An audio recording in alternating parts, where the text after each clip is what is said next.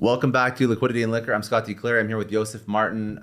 We're talking about the dark side. It's not very dark, but the realities of what happens when you have a big exit event, when you make a lot of money. Yeah. So Yosef has a story he was telling me offline, but I started telling the story offline, and I don't know. We think it's going to be something to put in a podcast. So those who don't know, I studied at the Florida International University, and we're a group of us, a Lebanese guy, Colombian guy, and myself. And one of the guys that I've been with, we're kind of like buddies at school, he sent me a DM about a few days ago. And bear in mind, I don't think we spoke since 2014. So I saw the DM, and he said, I need to talk to you. Call me. What do you think? Think something bad happened? It's like, okay, sure. I call him right away. What's up? It's like, hey, what's up? Everything's okay? He's like, yeah, everything's okay. I'm like, oh, cool. So anyway, he's telling me how his wife is about to deliver a baby, his firstborn, and so on. He's around my age. And he's no longer painting. He's actually very talented. He paints. But he got this great job, and he's working as a director of marketing for some company and all that. I said, okay. And then he comes and he tells me, and I just wanted you to bless me with something. I mean, I didn't want to ask for it, but I feel like I have to ask for it. And I'm feeling embarrassed to ask for it, but I'll tell you. I said, okay, why don't you just ask for it? What is it?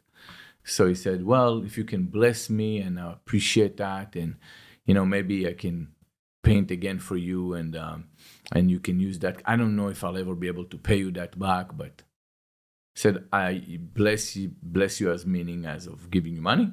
She said, yes. I said, okay, so let's cut to the chase. What do you need? 300. Said, as of 300,000? He said, yes. I said, okay, just break it down to me exactly. What do you need 300,000 for?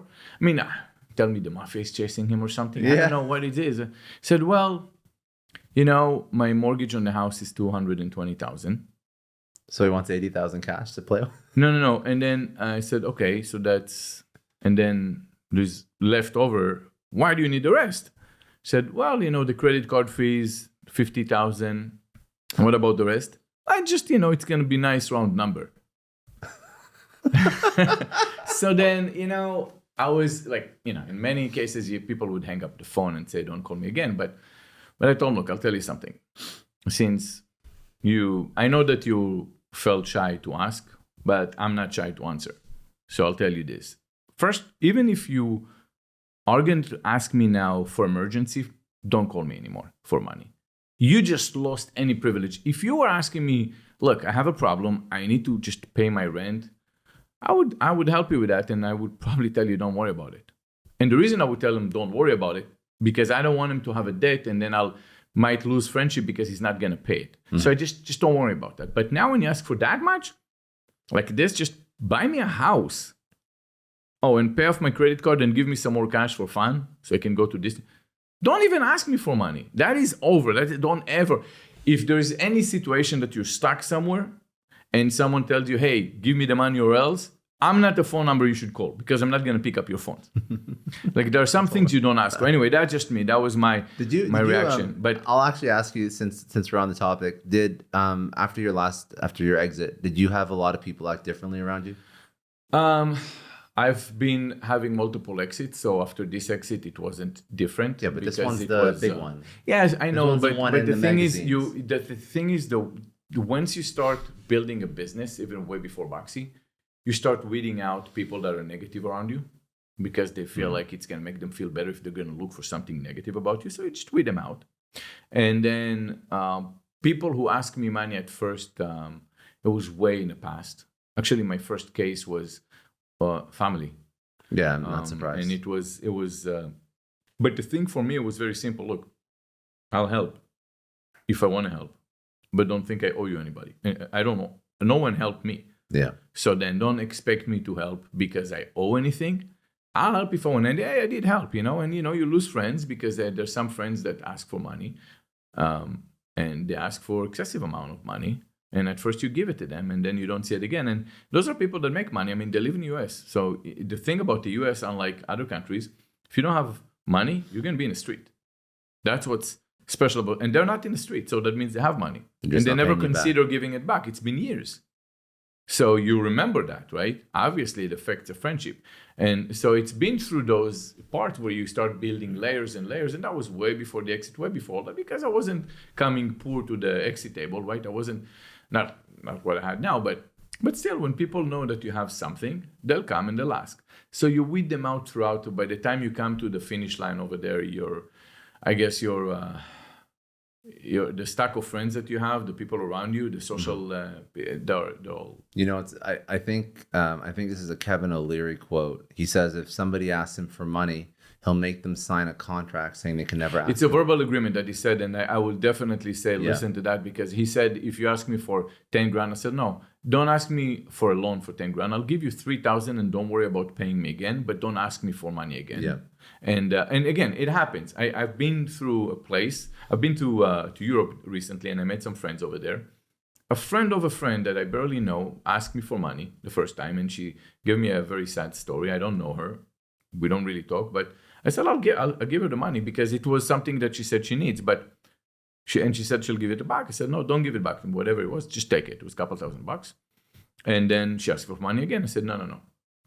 That was a gift. I don't keep giving gifts. This is not I'm not Santa Claus. I mean, like, now you got to figure it out. Okay, that's it.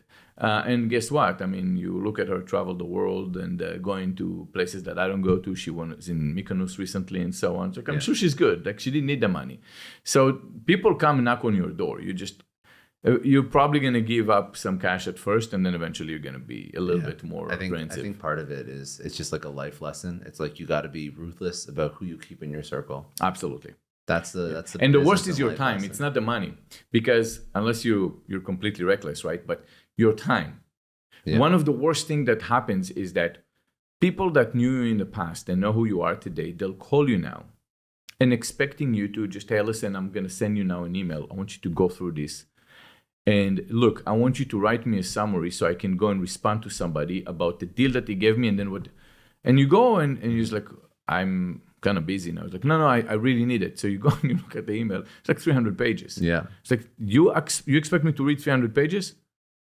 Well, what happened? You forget where you came from now. You're like, oh, go fuck yourself. Asking me to fucking read for you 300 pages? Stick it up your fucking ass. Learn how to read and do it yourself. But it's tough to do that. Don't ever call me day again. one. Don't even fucking tell me. But it's tough to do that. It's tough to do that right away. That is a lot more, that makes you feel a lot more upset than someone asking you for money.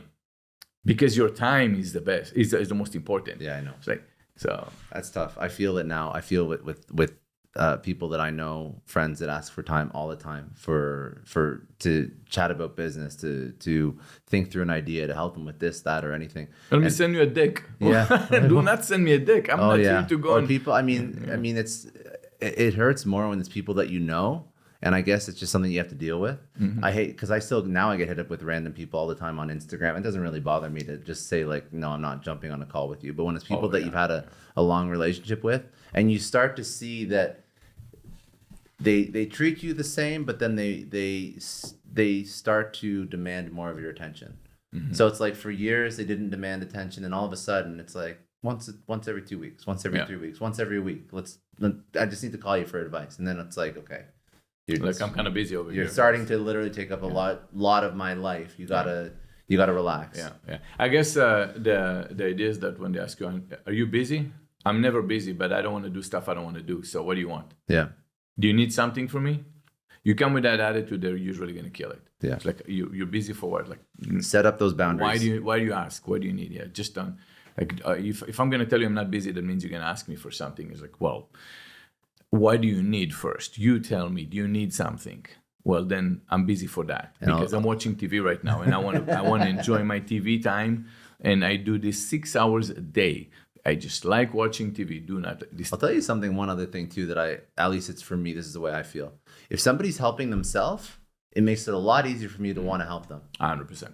So if someone's like, hey, Scott, remember we spoke 3 months ago and you said, try this. And I did it and it worked. And I did this and it worked. And I did this and it worked. And by the way, I know that you know this person. That is a difference. Yeah. That's a person you want to be around. That's a person that you feel like, okay, they're small, but they're going to be creative and it's fun because they're trying. Yeah. That's different. But you have, look, the closest people sometimes would go and tell you something like, what should I do? You sit down, you give them ideas. And they said, okay, can you do it for me? Oh, no. I'm not going to do nothing Not for doing you. it for you. Hell no. And then you hang up the phone, and then in 2 months they reach out to you again, and I'm like, hey, so what's happened? Well, last time we spoke, I'm like, yeah, but it's been 2 months. What have you done with your business in 2 months? Yeah. Anyways, It's not for everybody. Yes. All right. Okay, that's it for today. If you enjoyed, please subscribe on YouTube. If you enjoyed this podcast, you can download and listen to it wherever you get your podcasts or on liquidityandliquor.com.